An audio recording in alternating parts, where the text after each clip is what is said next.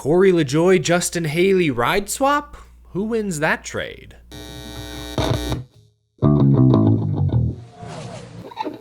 How's it going, y'all? My name is Eric. Welcome to Out of the Groove. The show is powered by Lectric eBikes. More on them in just a moment. I want to begin this episode by highlighting some breaking news. NASCAR Xfinity Series driver Parker Kligerman announced today that this will be his final year of full-time NASCAR racing. The 34-year-old driver released a lengthy statement today, also discussed this decision on his podcast, The Money Lap. Part of his statement reads, "I've been one of the luckiest people in the world, living my dream at a high level for as long as I have. I still hope to hop in a race car here and there, but for fun. Until then, my full focus is on winning a NASCAR Xfinity Series championship with Big Machine Racing." He then goes on to thank the Army, as he puts it, that have helped make his driving career possible. Parker Kligerman is a 3-time Craftsman Truck Series winner. He's been on this grind for well over a decade now, mostly racing part-time. The past couple of years with Big Machine Racing have been some of the few full-time NASCAR seasons he's run, and it's given fans, I think, a glimpse of his abilities. 18 top 10 finishes last year. This year, he's 9th in the regular season standings, holding on to a 74-point cushion. Likely to make the playoffs. He has 10 more races, I believe, to try and nab his first career Xfinity Series victory. I'd say he has a great shot at Watkins Glen this weekend, but it's going to be tough with Allmendinger, SVG, and then Cup guys like Byron, Ty Gibbs, etc. in the field. But anything's possible. I hope Parker Kligerman ends this season on a high note. I don't know Parker personally, but I've always respected the work ethic. His ability to race part-time, race full-time, bounce between trucks, Xfinity, even Cup, to go from being in the car to being on TV, doing that at a very high level. That's extremely difficult. I truly think right now he is one of the best on-air television personalities NASCAR has. He's extremely charismatic on camera. He says he wants to keep racing part-time, doesn't know exactly what the next chapter looks like. I imagine it will include at least some TV work, maybe more TV work than he does now, whether that's for NBC, maybe that's for one of NASCAR's new broadcast partners like the CW, who's broadcasting the full Xfinity schedule next season. No matter what Kligerman ends up doing, no matter where he goes, I'm sure he will do his job at a very high level and will continue to be a great ambassador for stock car racing worldwide. Wanted to start with that. Now, before we talk about NASCAR free agency, some of the latest rumors, this episode is sponsored by Lectric eBikes. Escape the ordinary with the Lectric X Peak.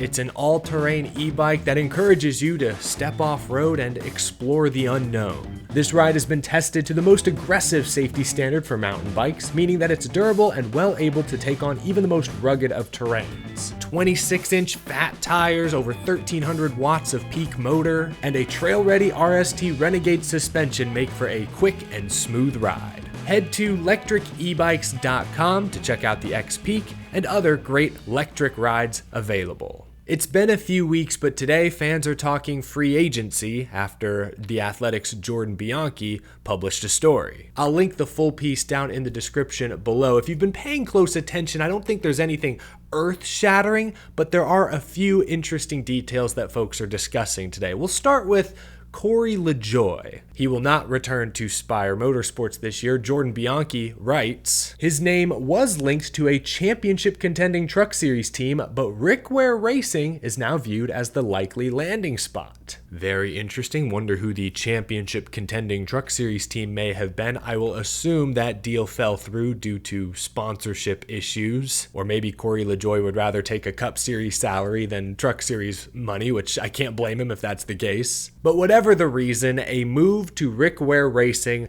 would put Corey LaJoie back into the kind of situation he is most comfortable in. Smaller team, low expectations, that's where LaJoie seems to fit best. BK Racing, to go fast, to Spire in its early years. No one expects you to contend. Fans will cheer when they see you run up near the front at the occasional super speedway race. Treat your sponsors well, sign every autograph, be the lovable underdog story. I think that's always been the most natural role for Corey LaJoie. This season, 2024, was the first year, maybe ever, that fans had decent expectations for LaJoie.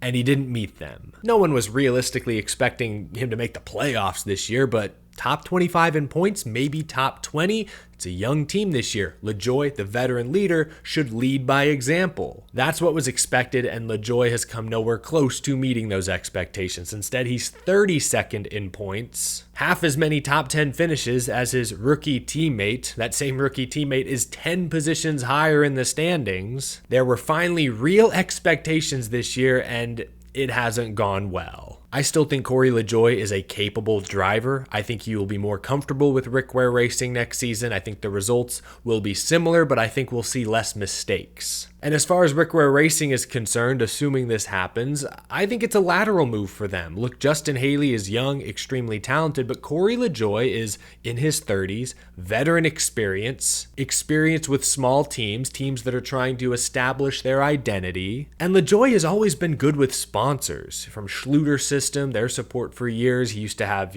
Built Bar, Celsius this year, Chili's this year. That's been a pretty big campaign. Man, remember a few years ago when Corey LaJoie helped bring Old Spice back into the sport for a race or two? That was fun. Corey may not have the raw speed of Justin Haley, but he's a veteran who may attract some big-time sponsors for a smaller team like Rick Ware, who, again, is still trying to establish their identity. They're still trying to reinvent their image, if you will. I think LaJoie brings some value. I don't think this is like a huge downgrade from Rick Ware's standpoint. But that being said, the second part of this swap, should it come to fruition, is Justin Haley heading to Spire.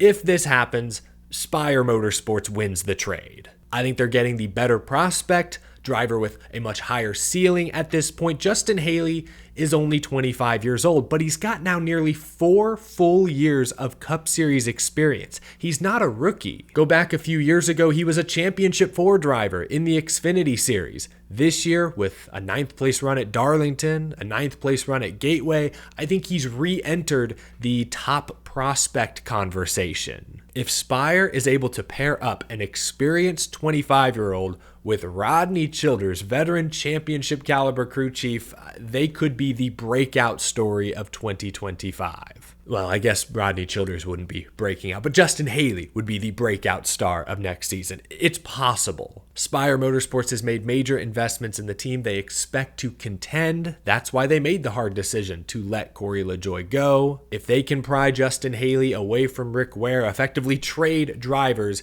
I think they win this trade. Don't think it's a terrible deal for Rick Ware. I think Corey LaJoie gives them a lot of what that team needs at this moment, but Justin Haley to Spire with Rodney Childers, that's interesting. That's going to sell tickets. I'm excited to watch that pairing potentially. So Athletic reporting that these talks are happening. Nothing confirmed, nothing a done deal, but that's where both sides are leaning. We've heard that in the past. That's been out there for a few weeks, but nice to hear an update. One more topic from this Athletic piece I am going to cover. You can click the link down below again to read the full story. I encourage you to do so, but they also talk about Front Row Motorsports. Jordan Bianchi writes that should sponsorship come together, Zane Smith is likely to return to Front Row. He also notes that Smith is still held in high regard by Front Row personnel even after leaving the team for Trackhouse last season, which that might be surprising for some people to hear, not me. When I talked about Zane Smith a few weeks ago, folks were trying to tell me, hey, Front Row's not going to take him back, not after how he left them for Chevrolet. He burned that bridge, not a chance. I'd never heard any of that, and now it sounds like none of that is really true. Look, again, it's sponsorship dependent, but if the funding comes together, I don't think any pent-up animosity is going to prevent Zane Smith from joining Front Row Motorsports. I think it's a very natural fit. Obviously, they have history. They won a Truck Series championship together 2 years ago. He would join a young lineup that includes Todd Gilliland, who I think has been impressive this year, been top 20 in points most of the season, and Noah Gragson, who's also shown flashes. He and Zane Smith appear to be pretty good friends off the racetrack, so I think it's a natural fit. The question is sponsorship, and then I guess the charter agreement, because Front Row, elephant in the room, is one of the two teams who did not sign NASCAR's latest proposal. So TBD what happens next. I hope it all works out, because a Ford team of Zane, Todd, Noah next year, Whew. I'm not sure they'll be great. I'm not sure they'll even be good, but they will be interesting at the very least. I'm looking forward to hopefully seeing it. So again, none of this is confirmed. Click that link down below to read more from The Athletic. They've got reports on other teams, other drivers as well, but just thought those were kind of interesting. Saw folks on social media reacting to these latest updates. Figured I'd chime in and let you know who I thought would come out ahead of these deals. Before I go, you may have seen this morning I uploaded a Watkins Glen preview. My buddy Ryan Stevens and I took a close look at every playoff bubble driver's recent road course numbers. Here's just a short clip of our conversation, but you can check out the full Watkins Glen preview on my channel. Ty Gibbs, I see him as like the biggest wild card of these playoffs. He entered these playoffs as the 15 seed. No one expects the 15 seed with no wins on the year to make that much noise, but it's a Joe Gibbs racing car. I feel like they've started to pick up the pace recently. He's a good young road racer. What do you think of Ty Gibbs? I love Ty Gibbs this weekend. I have him as fourth best in my true performance ranks on road courses, top three in adjusted speed in all those races. And this team came here with a top five car last year. Just like we talked about Denny, Ty Gibbs is the same way. Qualified well, stayed up there all day. There's no reason they think they can't do that again. In all Gen 7 road course races, he has the 10th best true average running position. And if you look at only 23 and 24, because that first year they're kind of, figuring some things out, especially with Toyota had some issues. He's clearly gotten stronger, more comfortable in the car. And now if you look at just 23, 24, he has the fifth best true average running position in all road races. So I expect him to be up there. I do think he's kind of a wild card as far as what strategy will they deploy this weekend. I don't know if he'll go after the stage points or if he's up there, they're just going to try to win and get through. I mean, he's right on the cut line, so there's a couple ways I think they could go there if they think he can be strong next week at Bristol. So that'll be one to watch. I know we're a little torn on that at Win the Race, but I do, just in general, stat-wise, there's no denying. I love Ty Gibbs this weekend. Again, the full video is up on my channel. Be sure to check it out if you're interested. Leave a like if you enjoyed this episode, subscribe for more, and a big thank you to my generous Patreon supporters. Have a wonderful rest of your Thursday, folks. I will talk to you again soon. Thanks for watching.